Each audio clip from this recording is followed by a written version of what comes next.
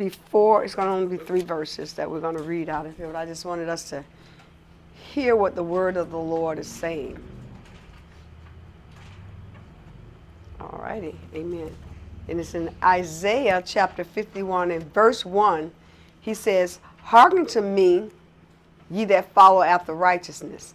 So, I was thinking, the Lord wants us to hearken. The Lord wants us to hear.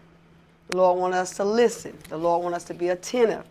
For those that follow after righteousness, ye that seek the Lord, look unto the rocks whence ye are hewn, and to the hole of the pit whence you are digged. So we know he's talking to the children of Israel, who are those people, but he says right here, he says, hearken unto me.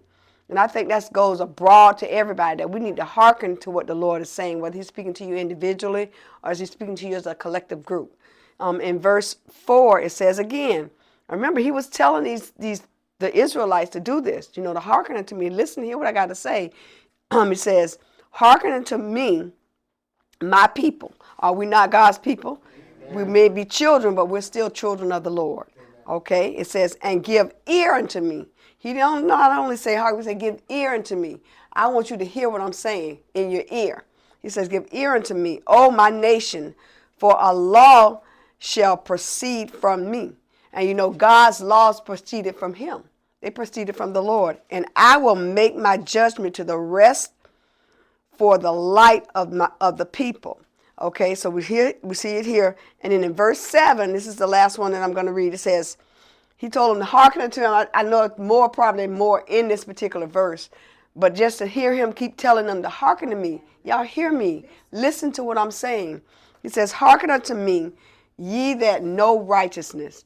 Now, we all know righteousness. We all know right from wrong. I mean, we all have a choice. We have the choice to do right or right. We just know right from wrong.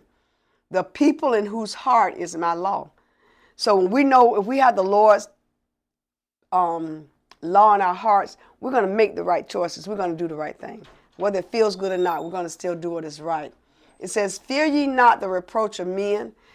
Sometimes when we make choices that's not pleasing to our fellow workers or whoever we're with, sometimes we have that fear. But God says for us to fear not the reproach of men.